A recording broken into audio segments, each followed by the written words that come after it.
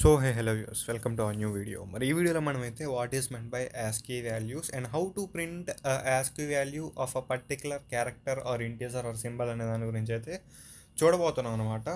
So మరి ఈ వీడియోలోకి వెళ్ళే ముందు నాదొక చిన్న రిక్వెస్ట్, మీరు కనుక మన ఛానల్ ఫస్ట్ టైం చూస్తుంటే డెఫినెట్గా సబ్స్క్రైబ్ అనేది చేసుకోండి.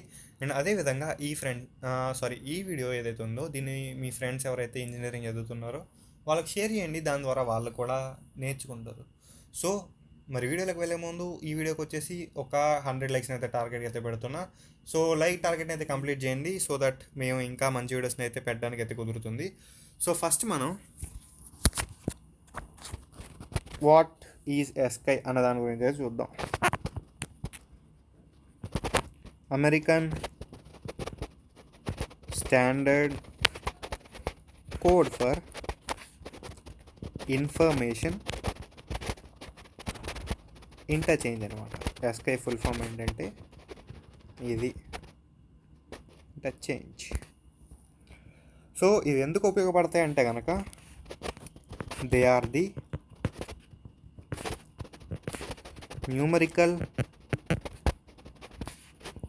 రిప్రజెంటేషన్స్ ఆఫ్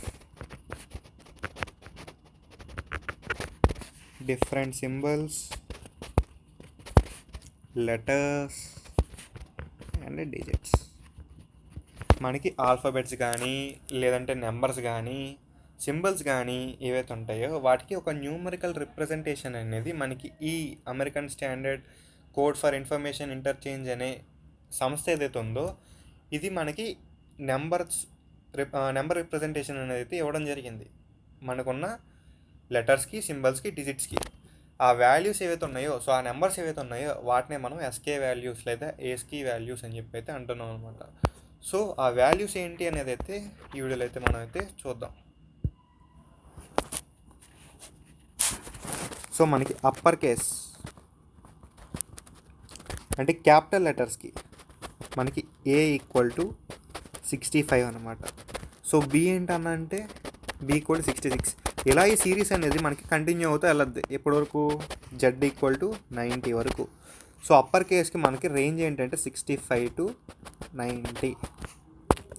అదేవిధంగా మనకి లోవర్ కేస్ స్మాల్ a = 97 అనమాట. So this will continue up to Z = 122. Digits కనుక చూసుకుంటే మనకు 0కి ASCII వాల్యూ ఎంతంటే 48. So this will continue up to 9 = 57. Symbols కనుక చూసుకుంటే మనకి ఎక్స్క్లమేటరీ సింబల్కి వచ్చేసి 33, @ సింబల్కి వచ్చేసి 64, హ్యాష్ సింబల్కి వచ్చేసి 35, డాలర్ సింబల్కి వచ్చేసి 36, అదేవిధంగా పర్సంటేజ్కి వచ్చేసి 37 అనమాట. సో వీటినే మనం సింపుల్గా ASCII వాల్యూస్ అని చెప్పి అయితే అంటున్నాం. So these are the list of ASCII values అనమాట, like ASCII values for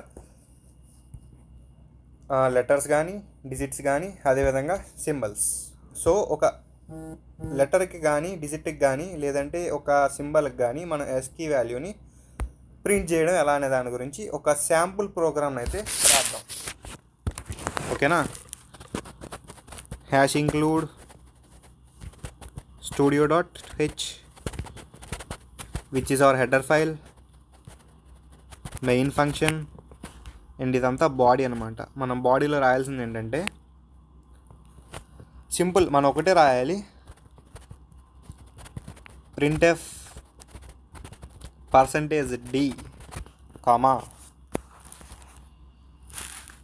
a అని రాసామనుకోండి, రిటర్న్ 0. మనం ఇంటూ వాళ్ళే కదా, సో ఇంటూ వాళ్ళ రిటర్న్ 0. సో ఇదే మనకి ప్రోగ్రామ్ అయితే. సో మీరు ఇప్పుడు అవుట్పుట్ ఏం ప్రింట్ అవుద్ది అనుకుంటున్నారు? మీకు అవుట్పుట్ ఏదైతే ఉందో అదేమవుతుందంటే కనుక మీకు ఇందాక చెప్పాక లోవర్ కేస్కి A = 97 అని చెప్పి ASCII వాల్యూ అనేది. సో మీకు అవుట్పుట్ సెషన్లో 97 అనేది అయితే ప్రింట్ అవుతుందన్నమాట. సో సింపుల్గా మీరు ఇక్కడ A ఇచ్చారు కాబట్టి 97 ప్రింట్ అయింది.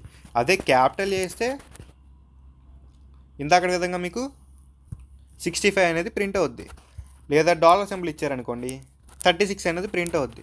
సో మీరు ఇక్కడ మీకు ఎస్కీ వాల్యూ కనుక తెలియకపోతే సింపుల్గా ఈ ప్రోగ్రామ్ అనేది మీ కంపైలర్లో లేదంటే మీ దగ్గర ఉన్న ఆన్లైన్ కంపైలర్ కానీ లైక్ దేశీ ప్లస్ ఆఫ్లైన్ కంపైలర్ కదా, అది ఆన్లైన్ కంపైలర్ లైక్ జీడీబీ ఉంటుంది కదా, ఆన్లైన్ జీడీబీ అని చెప్పేసి దాంట్లో ఈ ప్రోగ్రామ్ని ఎగ్జిక్యూట్ చేసి చూడండి. మీకు ఎస్కీ వాల్యూ అనేది మీకు కావాల్సిన సింబల్ కానీ లెటర్ కానీ లేదంటే డిజిట్ కానీ ఏదైతే ఉంటుందో దాని ఎస్కీ వాల్యూ అనేది అయితే మీకు అయితే అవుట్పుట్లో అయితే వస్తుంది. సో మళ్ళీ ఇంకో మంచి వీడియో అయితే ముందుకైతే వస్తాను. అప్పటి వరకు టిల్ దెన్ బై బై.